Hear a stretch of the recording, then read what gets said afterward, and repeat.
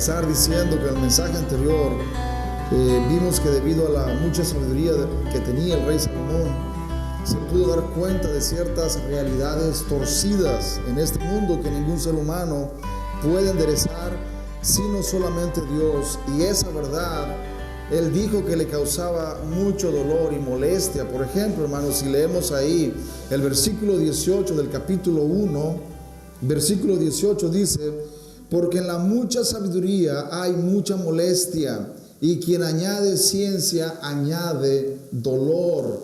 Estas palabras de Salomón son muy interesantes debido a que él mismo muestra que entre más sabiduría él tenía, entre más conocimiento él tenía, hermanos, más dolor sentía, más molestia. Y la pregunta es, ¿por qué Salomón sentía dolor y molestia si él tenía sabiduría, si él tenía conocimiento? ¿Qué acaso el conocimiento no puede darnos de alguna manera un sentido de gozo y de felicidad? Y la respuesta que da Salomón es no, porque entre más sabiduría tienes, entre más conocimiento tienes, te das cuenta que hay muchas realidades en este mundo que son torcidas y que no puedes cambiarlas. No importa las cosas que tú hagas, no importa las cosas que tú te propongas hacer, no puedes cambiar esas realidades torcidas. Y hablamos, hermanos, de una realidad torcida el domingo anterior, y esa realidad torcida son los desastres naturales. ¿Qué podemos hacer para quitar los desastres naturales? No podemos hacer nada. Otra de las realidades torcidas es la muerte, y estaremos hablando un poco más adelante de esta realidad torcida, que Salomón la pudo entender, o más bien que Salomón comenzó a pensar en ella y se dio cuenta que por más sabiduría que él tuviera, no podía enderezar esa realidad torcida. ¿Quién puede, hermanos? ¿Qué ser humano con su mucha sabiduría, su mucho conocimiento puede evadir la muerte, puede evitarla? La respuesta es nadie. Ningún ser humano puede enderezar lo que Dios ha torcido. Dios ha decretado la muerte para el ser humano y ningún ser humano puede evitarla. Es una realidad torcida. Salomón se dio cuenta de ello y estaremos examinando esto un poco más adelante. Y debido a esa molestia, hermanos, que Salomón sentía, se propuso hacer algo no tan sabio que digamos. Y nos lo dice en el versículo 17. Veamos cómo nos dice el versículo 17. Y dediqué mi corazón a conocer la sabiduría y también a entender las locuras y los desvaríos. Conocí que aún esto era aflicción de espíritu. ¿Qué quiso decir Salomón con estas palabras? Dice que él dedicó su corazón a conocer la sabiduría y también a entender las locuras y los desvaríos. Esto es muy interesante. ¿Por qué es interesante? Por la razón de que lo que Salomón nos está diciendo en este versículo es que él se propuso a buscar respuestas a las preguntas que él se había hecho y que se estaba haciendo, con la sabiduría y el conocimiento en una mano y con la insensatez y la necedad en la otra mano. Esto es algo, hermanos, muy inusual que nosotros no vemos todos los días.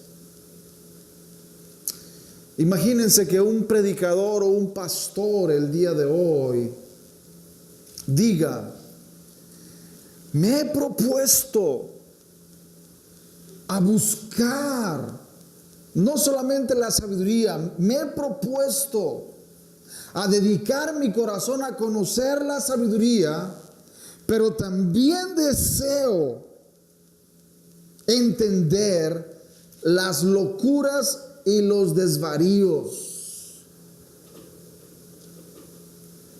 Esto no es fácil, hermanos, pero Salomón quiso hacer tal cosa.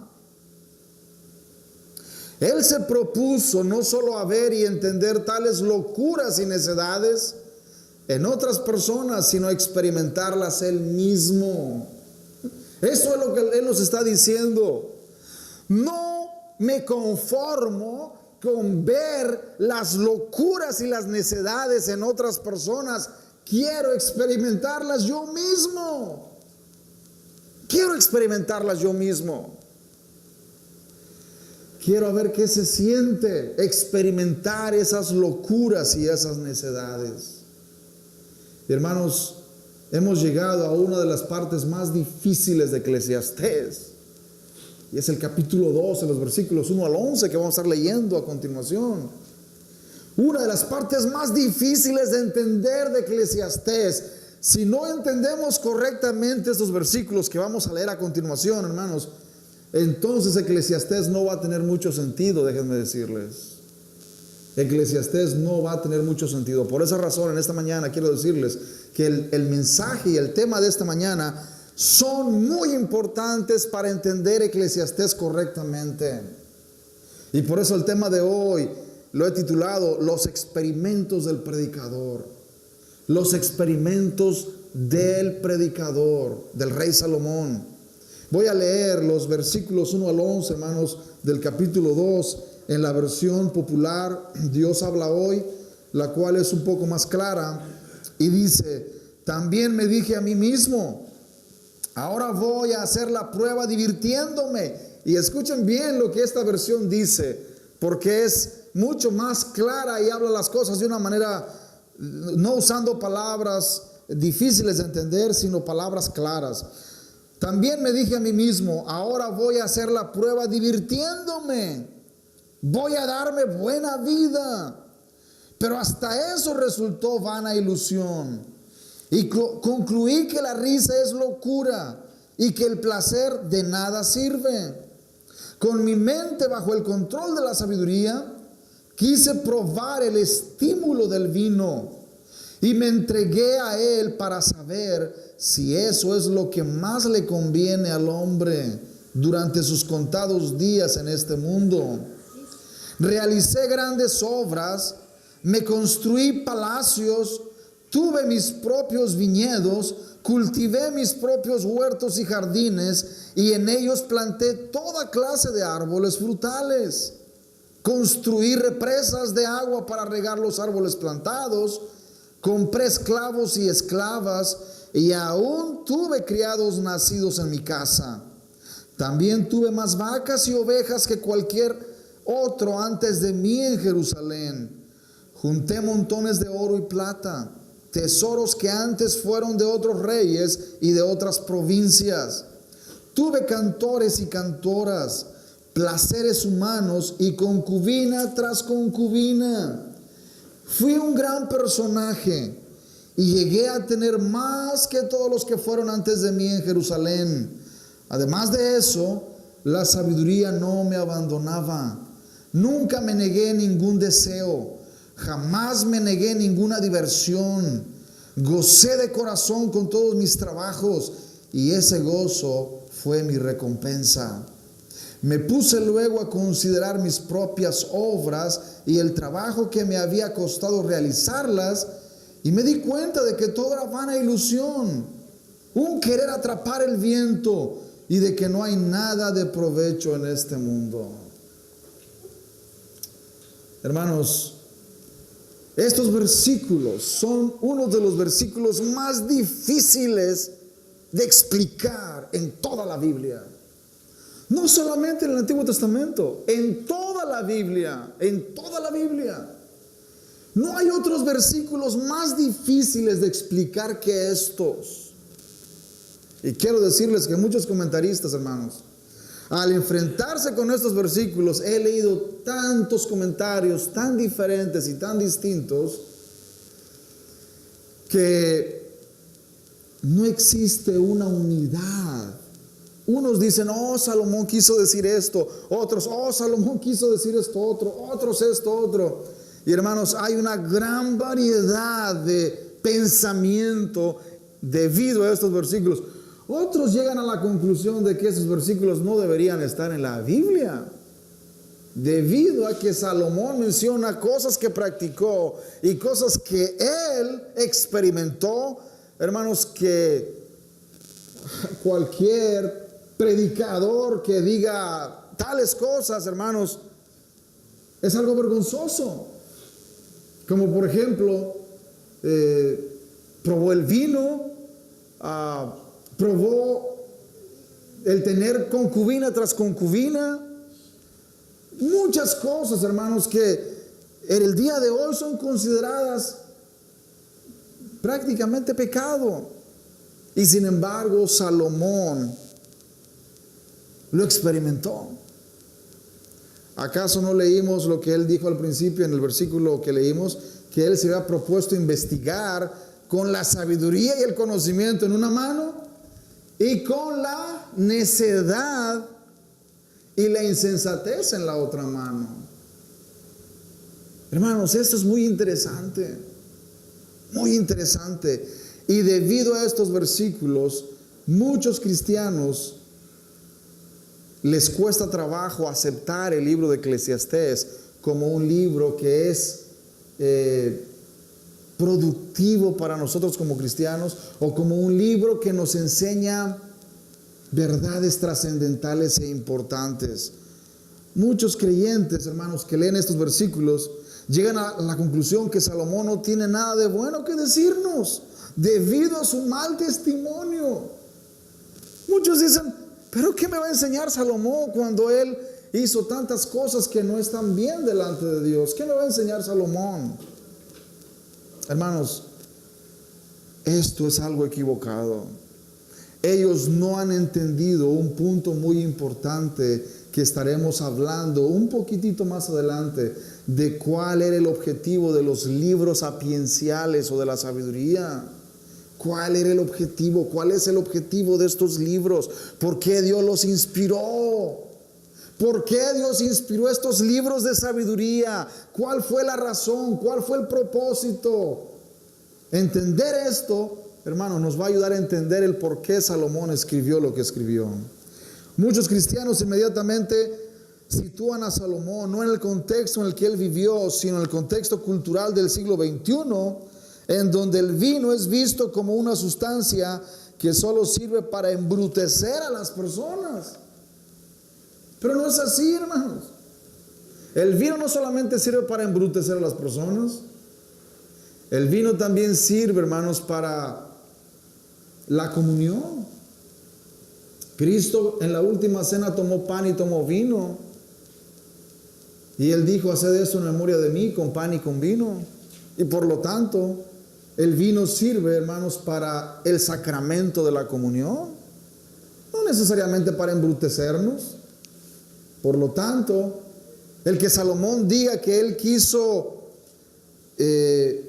agasajar su carne con vino, como lo dice la Reina Valera 60, o como lo dice la versión Dios habla hoy, probar el estímulo del vino, no significa que él se haya arrojado a las garras del vicio, del alcoholismo o del hedonismo. No significa eso. Muchos creen que Salomón fue un alcohólico. ¿Dónde dice eso? Yo no veo eso en Eclesiastés.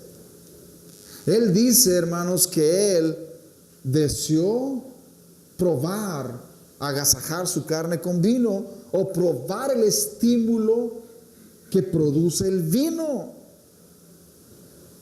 Pero, hermanos, nunca se dice en las Escrituras que él abusó del vino y que se convirtió en un alcohólico. En ningún momento leemos eso. Por lo tanto, decir que Salomón llegó al alcoholismo, hermanos, no tiene fundamento escritural. Más bien, Salomón se propuso conocer personalmente ciertas situaciones que no las conocía de manera experimental. Él tenía mucha sabiduría, mucho conocimiento. Él veía a los borrachos, abusar del vino. Y cuando esos borrachos estaban bajo la influencia del vino, él veía que ellos parecían muy contentos y muy felices, ¿no es cierto?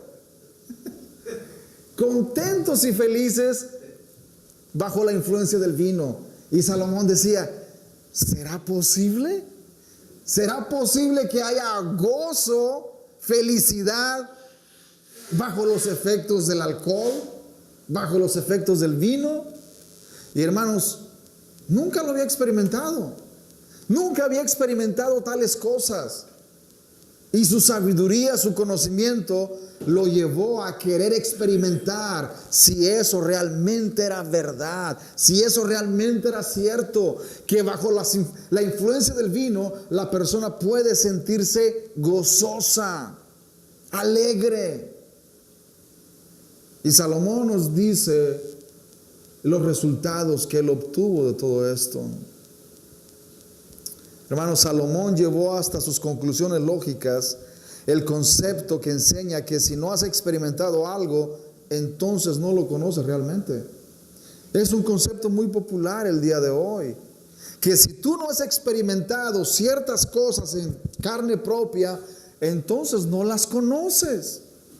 Hermanos, puede ser que las experiencias vividas nos den un mayor conocimiento, pero eso no quiere decir que tal cosa sea siempre buena para nosotros.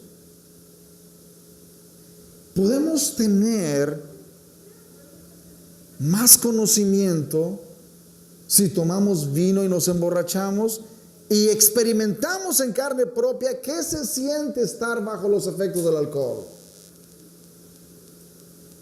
Y podemos decirle a otra persona, yo sé lo que es estar ebrio porque lo he experimentado.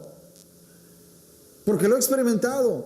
Pero hermanos, ¿significa acaso que ese conocimiento es bueno para nosotros? No, no es bueno para nosotros.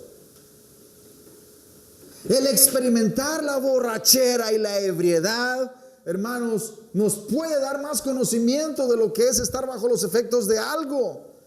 Pero no es bueno para nosotros. No es bueno. No es bueno. Y esto es lo que Salomón pudo entender después.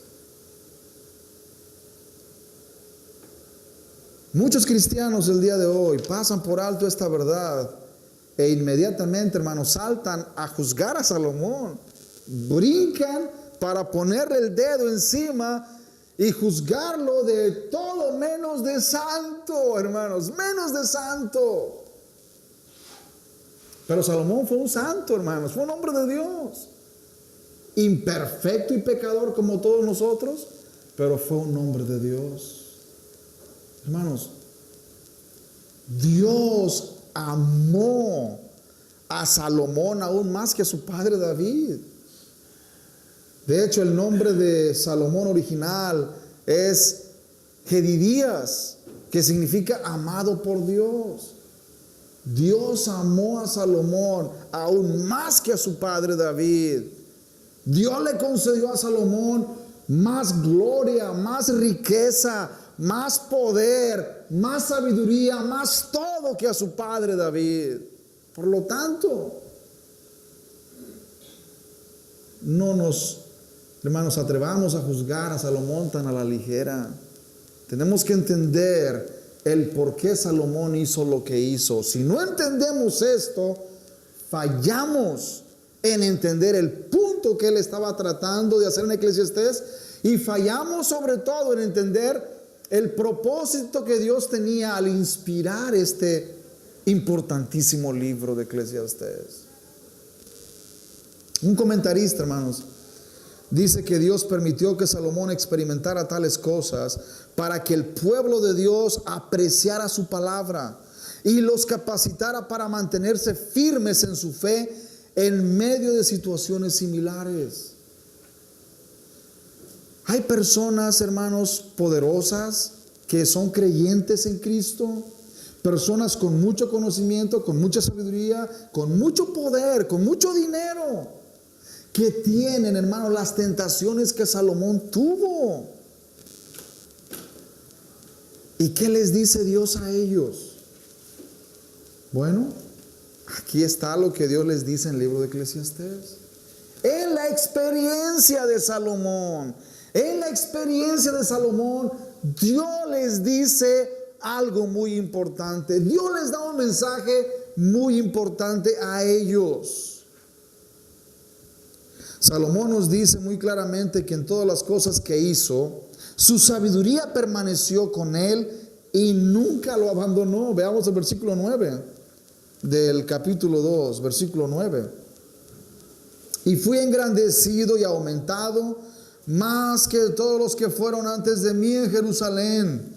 A más de esto conservé conmigo mi sabiduría. Salomón nunca dejó de tener sabiduría. Salomón siempre tuvo su sabiduría, aunque él hizo cosas que no fueron correctas, hermanos, porque es cierto, no fueron correctas las cosas que Salomón hizo, pero aún así, él siguió teniendo sabiduría. Y era sabiduría dada por Dios, no era sabiduría humana, era sabiduría divina. Y esa sabiduría divina siempre estuvo con Salomón. Aun cuando él hizo cosas equivocadas, él tuvo y retuvo esa sabiduría. Y esto, hermano, nos lleva al segundo punto. El propósito de los escritos sapienciales. Como les dije hace ratito, Dios tuvo un propósito muy claro al inspirar los escritos sapienciales o de la sabiduría, tales como por ejemplo Job, Proverbios y Eclesiastés. Son libros de sabiduría, son libros, hermanos, que nos hablan de la sabiduría. Dios tenía un propósito al inspirar estos libros. ¿Cuál era el propósito? El de enseñarle al creyente lo que es la vida en ciertas circunstancias. Lo que es la vida en ciertas circunstancias. Por ejemplo, así como a Job Dios le permitió pasar por ciertas circunstancias de sufrimiento y dolor para que sus experiencias fueran una fuente de enseñanza para nosotros, así también Dios le permitió a Salomón que él tuviera esas experiencias para que nosotros aprendamos de ellas sin tener que experimentarlas nosotros mismos. O sea, para que nosotros, hermanos, aprendamos en cabeza ajena, en sombrero ajeno, como dicen muchos. Que no querramos nosotros experimentar esas mismas cosas. Que aprendamos de las experiencias de Salomón. Que aprendamos de los experimentos que Salomón hizo.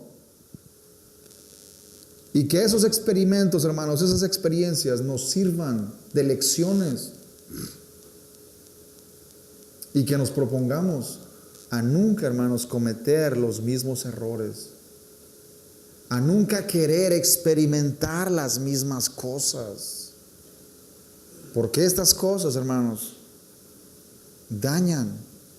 Estas cosas traen también dolor. No traen gozo, pueden traer gozo por un momento, pero finalmente traen dolor y traen sufrimiento. Por lo tanto, hermanos, en vez de rehusarnos a leer y estudiar el libro de Eclesiastés, debemos darle gracias a Dios por haberlo inspirado para que sea una fuente de enseñanza para nosotros y para que no experimentemos lo que Salomón tuvo que experimentar. Rápidamente quiero decir que Salomón, en estos versículos que leímos, nos habla de 3 actividades en las que él intentó experimentar el gozo que parecía no tener en su mucha sabiduría. 3 actividades que él pensó que podía encontrar el gozo. Ese gozo que parecía no tener en su mucha sabiduría. Y lo primero que vemos es que él quiso encontrar el gozo en la risa y el entretenimiento. Los versículos 1 al 3 nos hablan de esto.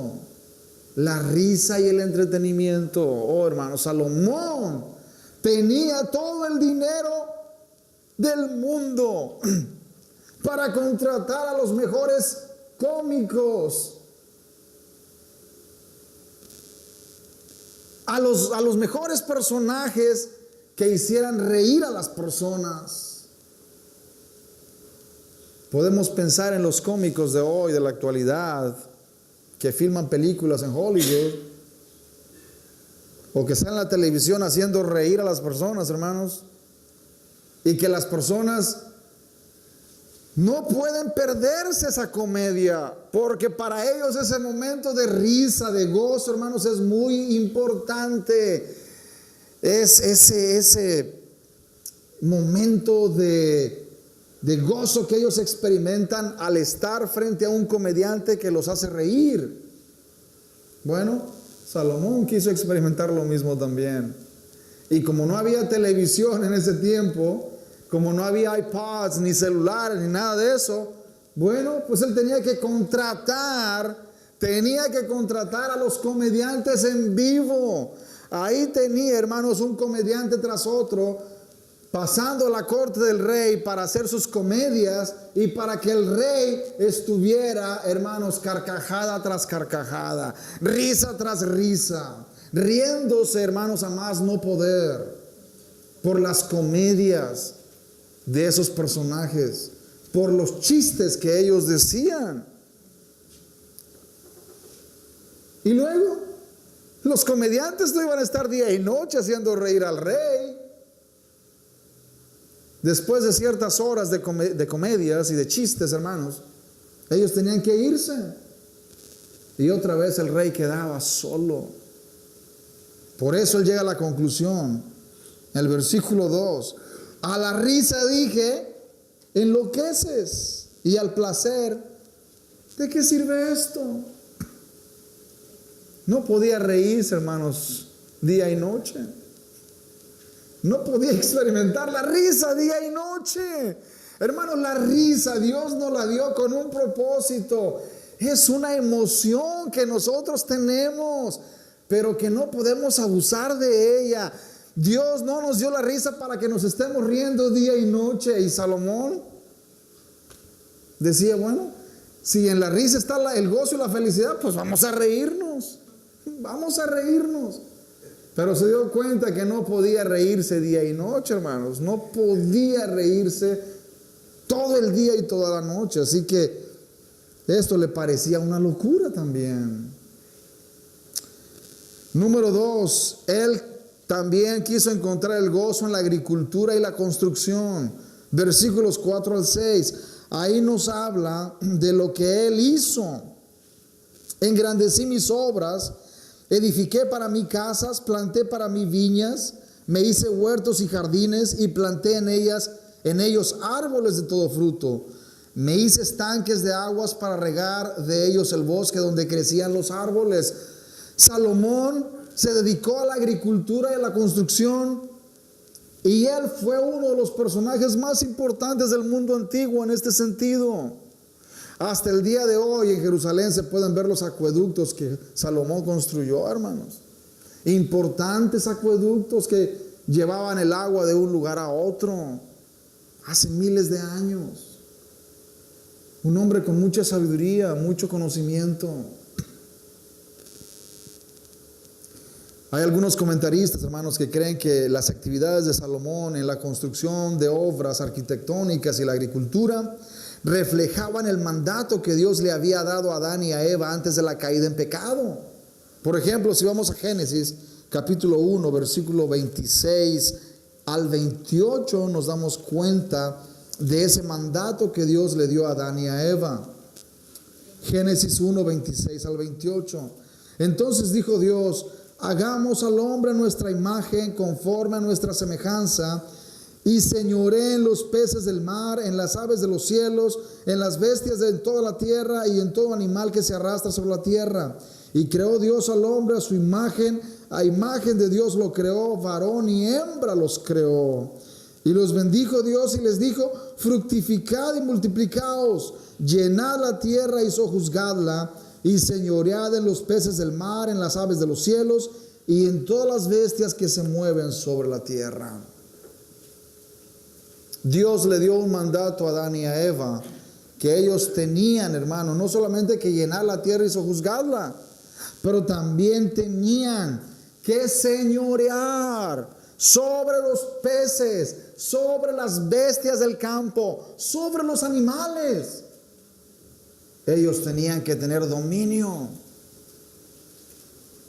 Ellos tenían que tener dominio, ejercer dominio sobre la creación, ejercer dominio sobre lo que Dios había creado, porque Dios había puesto al hombre como cabeza de la creación, como el supervisor, como, hermanos, el encargado de administrar esta creación. Por lo tanto, Adán y Eva tenían un mandato, hermanos, muy importante que cumplir. Y se dice que Salomón quiso cumplir este mandato, pero no lo cumplió, hermanos, bien. Y la razón por la que no lo cumplió bien es porque el pecado es una realidad de nuestro mundo caído. No importa cuánto nos propongamos, hermanos, a cumplir el mandato cultural. Yo creo en ese mandato cultural y creo que todavía es una realidad y que el cristiano debe de encargarse de obedecer ese mandato, de señorear sobre todas las cosas en este mundo.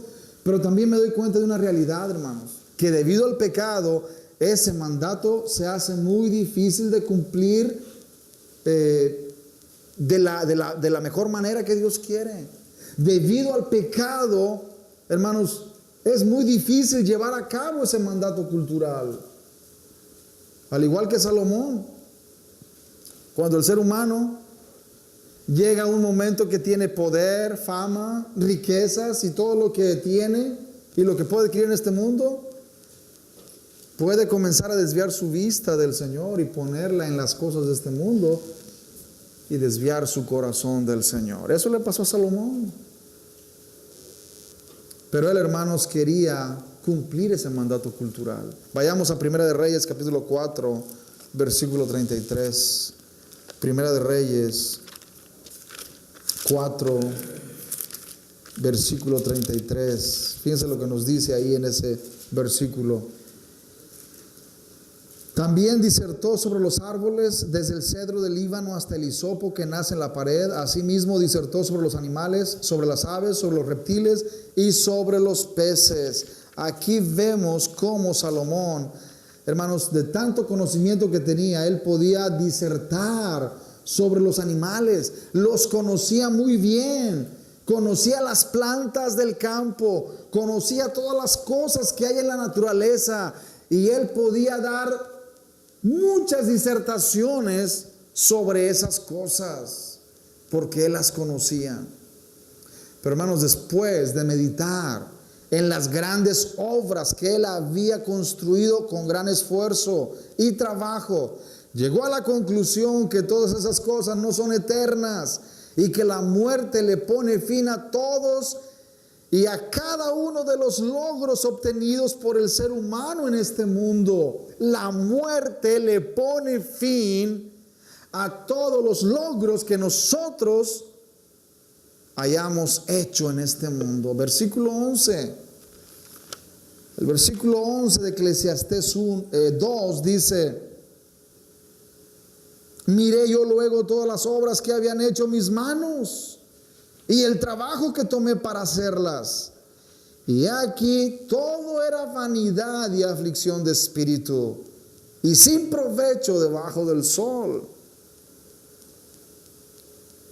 Salomón se dio cuenta de que no importaba cuántas obras grandes hiciera y hubiera hecho y había hecho, hermanos, de todas maneras la muerte le iba a robar todos esos logros. ¿Por qué no iba a vivir cientos de años en esta tierra?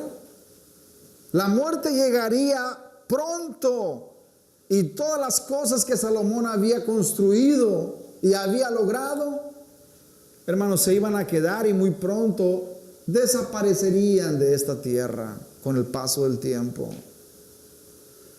Esa era otra de las realidades torcidas que Salomón no lograba entender, como les dije al principio del mensaje. La muerte es otra realidad torcida. La muerte es otra realidad torcida que Salomón comenzó a entender. Una realidad torcida. No importaba cuánto se esforzara por obtener muchas cosas valiosas. Tuvo oro, plata, hermanos. Si ustedes leen Primera de Reyes, se van a dar cuenta que dice el escritor que la plata abundaba tanto en los días de Salomón que eran como piedras del camino. Esto es tremendo. La riqueza de Salomón y del pueblo hebreo era tan grande que ustedes no tenían que ir a buscar plata y oro allá en las minas, a ir con el aparatito ese y encontrar oro, a quién sabe dónde, debajo de las piedras. No, el oro y la plata dice que estaban, hermanos, como piedras de la calle. Tal vez es un hipérbole, hermanos, pero nos muestra la cantidad de oro, la cantidad de plata que Salomón había adquirido de los impuestos de otras naciones que le traían a él. Fue un rey, hermanos, que gobernó en paz, y que este reino, hermanos, simboliza el reino de Cristo mismo. Muchos no entienden esto, pero el reino de Salomón, ese reino de paz que tuvo, simboliza el reino de paz del Mesías. Ese reino de paz que Cristo traería y que sería permanente. No como el reino de Salomón, hermanos, que terminó. No, el reinado del Mesías sería eterno, sería permanente, sería para siempre. Siglos más tarde, hermanos, el apóstol Pablo se encargaría de decirnos una verdad que trasciende por encima de los logros en este mundo. Si vamos ahí a 1 Corintios, capítulo 15, versículo 58. 1 Corintios 15, 58. Veamos lo que encontramos en este versículo. Así que, hermanos míos amados, estad firmes y constantes, creciendo en la obra del Señor siempre, sabiendo que vuestro trabajo en el Señor no es en vano. No es en vano el trabajo en la obra del Señor. Salomón miró sus logros, miró las cosas que había hecho, los edificios que había construido, las represas que había hecho, todas las cosas que él había logrado, y se dio cuenta, hermanos, que nada de esto finalmente era importante, porque la muerte le llegaría y la muerte no le perdonaría. Tendría que abandonar este mundo, tendría que dejarlo. Y Salomón se ponía a reflexionar en las noches y decía: ¿para qué todo esto entonces? ¿Para qué mis esfuerzos tan grandes? ¿Para qué todo el esfuerzo que he hecho? Si voy a morir, no me voy a llevar nada de este mundo. Entonces, ¿para qué me esforcé tanto para lograr lo que he logrado? Esa es la pregunta de Salomón. Pero el apóstol Pablo la contestó siglos más tarde diciendo: hermanos, ustedes no crean que las obras y los trabajos que hagan en este mundo son en vano, porque no son en vano. Todo lo que hagan en la obra del Señor no es en vano. No es en vano. Cuando nosotros trabajamos, sentimos que el trabajo no tiene ningún sentido, porque lo hacemos día tras día. Terminamos un trabajo y viene otro, y después viene otro. Y, hermanos, tenemos esa sensación de que el trabajo nunca se va a acabar. Y es cierto, nunca se va a acabar. Nunca se va a acabar. Y decimos: ¿para qué? Gano dinero, pero lo recibo con esta mano y lo gasto con esta otra. Lo recibo con esta mano y se me va con esta otra. Es cierto, es verdad. Recibimos dinero y gastamos dinero. Así como lo recibimos, así lo dejamos ir. Y a veces nos preguntamos, entonces, ¿para qué, hermanos, trabajo tan duro? Si no puedo ver el fruto de mi trabajo, no puedo verlo. El apóstol Pablo dice, lo que hagas en el Señor no es en vano. Lo que hagas en su obra no es en vano. Hay una recompensa. Tal vez Salomón sintió que no había recompensa. Por eso él dijo, el gozo que experimenté fue mi recompensa. Pero hermanos, sabemos que esa no es toda la recompensa. Es cierto, sentimos gozo y experimentamos alegría cuando trabajamos y recibimos el cheque semanal, ¿no es cierto? Hay alegría y gozo porque ahora tienen un dinero y pueden gastarlo, pueden comprar lo que necesitan. Hay gozo, hay satisfacción, hay alegría. Pero eso no es todo, hermanos. La satisfacción y el gozo más grande es saber que le pertenecemos al Señor, que somos de Él y que si estamos vivos o estamos muertos, somos del Señor. Y eso es la satisfacción y el gozo más grande. Pongámonos de pie en esta mañana.